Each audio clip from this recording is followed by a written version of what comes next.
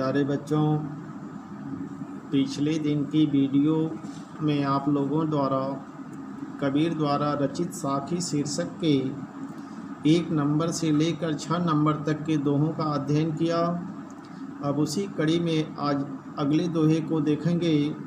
इसकी संदर्भ, व्याख्या और काव्य सौंदर्य पर विचार करेंगे। अगले दोहे में कबीर दास जी लिख रहे हैं, कबीर चित्त चमंकिया 34 लागी लाई, हरि सुमिरन हाथू घड़ा बेगहि लेहु बुझाए।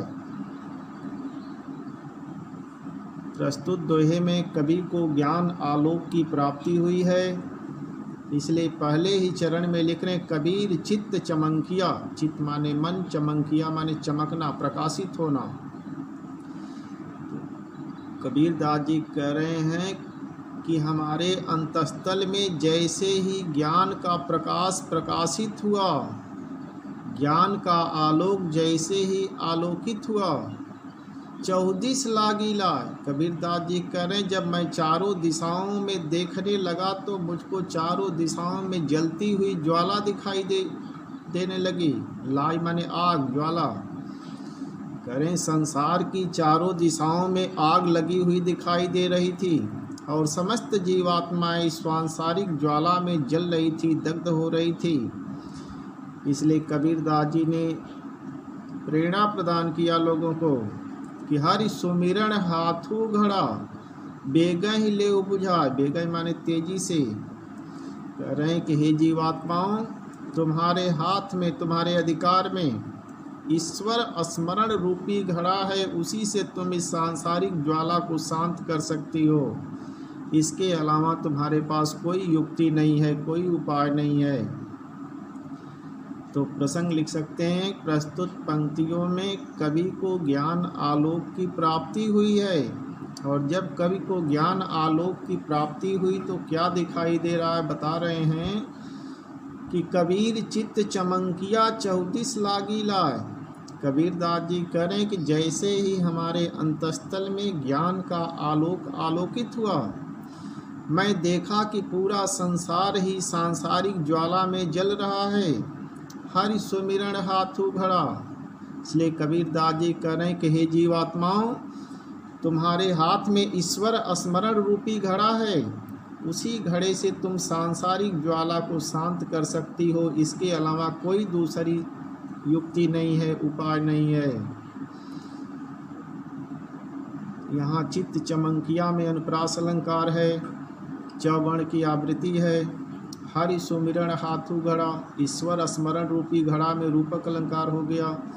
इस तरीके से छंद दोहा है। रस शांत है। जहाँ सांसारिकता से विरक्ति होती है, लोभ मोह लिप्सा नामक स्थितियों से व्यक्ति विरक्त दिखाई देता है, तो वहीं निर्वेद नामक अस्थाई भाव होता है, शांत रस की पुष्टि होती है। तो इसलिए इस दोहे में शांत रस है। फिर दूसरे दोहे में कब लिख रहा है कि अंखड़ियाँ झाई पड़ी पंथ निहार निहार, जी भड़िया छाला पर्या राम पुकार पुकार। यहाँ जीवात्मा परमात्मा को पाने के लिए तड़प रही है। तो प्रसंग लिख सकते हैं, प्रस्तुत दोहे में जीवात्मा का परमात्मा के पाने की प्रबल चेष्टा प्रकट हुई है। इसलिए कह रहे कि जी अंखड़ियाँ झाई पड़ी। कबीर दास जी कह रहे हैं कि अपने परमात्मा रूपी प्रियतम की प्रतीक्षा में मैं लगातार अपने पलकों के पावड़े को बिछाए हुए प्रतीक्षा में संलग्न थी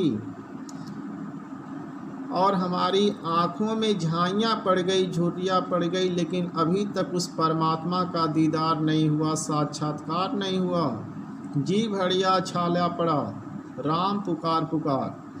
और उस राम के नाम की पुकार लगाते लगाते हमारे जिह्वाओं पर छाला पड़ गया, लेकिन अभी तक ईश्वर का दीदार नहीं हुआ, साक्षात्कार नहीं हुआ।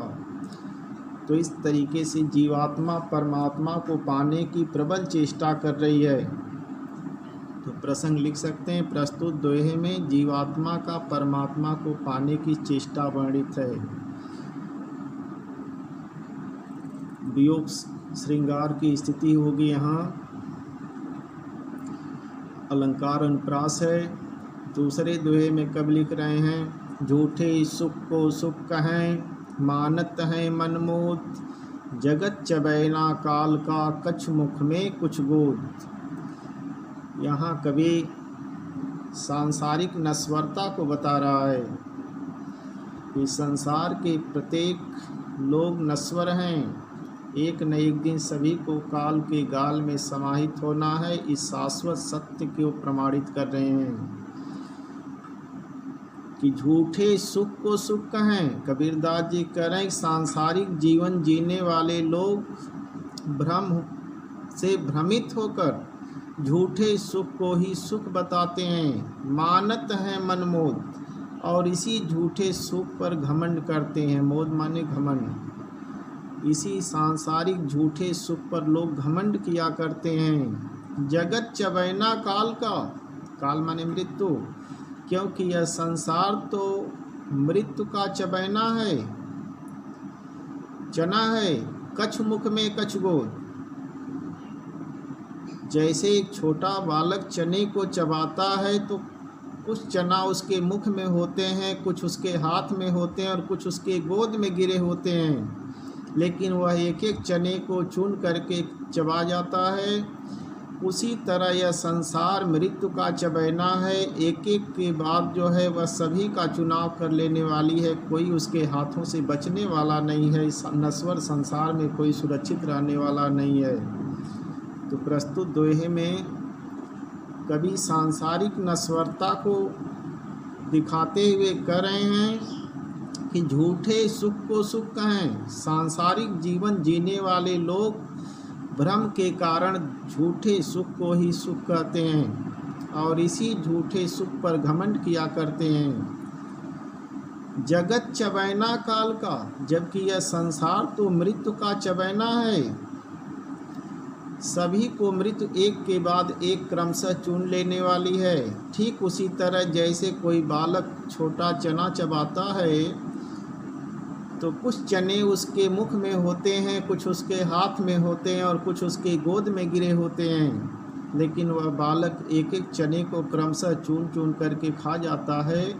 उसी तरह सांसारिक जीवन जीने वाले प्रत्येक लोग जो हैं एक के बाद एक काल के गाल में समाहित हो जाते हैं, क्योंकि यह नश्वर संसार का यही नियम है।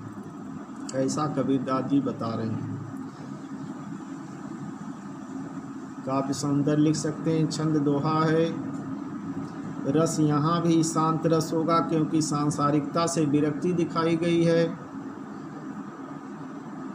मानत मोद में अनुप्रास अलंकार है। अब अगले दोहे में कवि लिख रहा है कि जब मैं था तब हरि नहीं, अब हरि हैं मैं ना, सब अंधियारा मिट गया जब दीपक देखा माँ। यहाँ कबीरदास जी बता रहे हैं कि जब तक हमारे अंतस्थल के अहंकार नष्ट नहीं होगे तब तक ईश्वर की प्राप्ति हमें मिलने वाली नहीं है। इसलिए कह रहे हैं जब मैं था तब हरि नहीं। मैं माने अहम, अहम अहंकार है, घमंड है। कबीरदास जी कह रहे हैं कि जब तक हमारे अंतस्थल में अहंकार का भाव विद्यमान था तब तक हमको ईश्वर का साक्षात्कार सुलभ नहीं हुआ। अब हरि हैं मैं ना, लेकिन जैसे ही ईश्वर की वह परम सत्ता हमारे हृदय में स्थापित हुई, हमारे अंतस्थल के अहंकार भाव समूल नष्ट हो गए, सब अंधियारा मिट गया और ईश्वरी सत्ता के स्थापित होते ही हमारे हृदय में जो अज्ञानता का अंधकार आच्छादित था वह सब मिट गया, सब अंधियारा मिट गया जब दीपक देखा माँ। जैसे ही हमारे अंतस्थल में ज्ञान का दीपक प्रज्वलित हुआ, अज्ञानता का अंधकार समूल नष्ट हो गया। तो इस तरीके से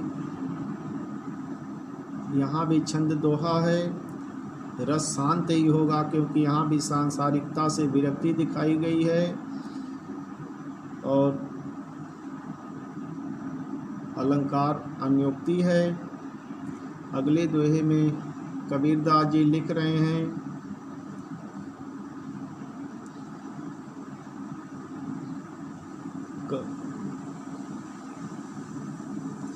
कबीर कहाँ गरीबियों, देख ऊंच आवास, काल परों भय लोटड़ा ऊपर जामै घास। कबीरदास जी दोहे में लिख रहे हैं, कबीर कहाँ गरीबियों देख कूच आवास। प्रस्तुत पंक्तियों में कबीरदास जी मानव मात्र को संदेश दे रहे हैं कि अपनी ऊंची इमारत पर तुम्हें घमंड करने की कोई आवश्यकता नहीं है, क्योंकि सभी सांसारिक विषय वस्तु जो हैं, जितने सांसारिक संसाधन हैं, सभी नश्वर हैं। काल पर्यों भय लोटड़ा, कल परसों माने निकट के आगामी समय में ये ऊंची इमारत एक दिन धराशायी हो जाएगी। ऊपर जामे घास, जिसके ऊपर घास फूस जाम जाएगी। इसलिए ऐसे नश्वर संसाधनों पर घमंड करने की कोई ज़रूरत नहीं है, ऐसा कवि सलाह दे रहा है। इसलिए प्रसंग लिखेंगे प्रस्तुत दोहे में नश्वर संसार पर घमंड न करने के लिए कवि प्रेरणा प्रदान कर रहे हैं।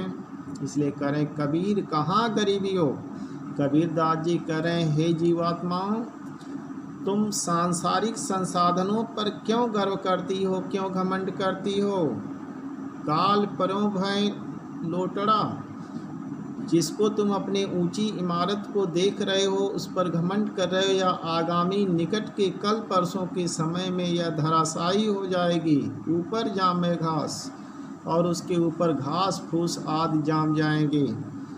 इसलिए इस नश्वर इमारत पर तुम्हें घमंड करने की कोई ज़रूरत नहीं है, ऐसा कवि जो है दोहे में कह रहे हैं। छंद इसमें भी काव्य सौंदर्य के तौर पर लिख सकते हैं। छंद दोहा है, रस यहाँ भी शांत है, क्योंकि सांसारिकता से और सांसारिक साधनों से विरक्ति दिखाई जा रही है, वैराग दिखाया जा रहा है, और अन्योक्ति अलंकार यहाँ है। धन्यवाद।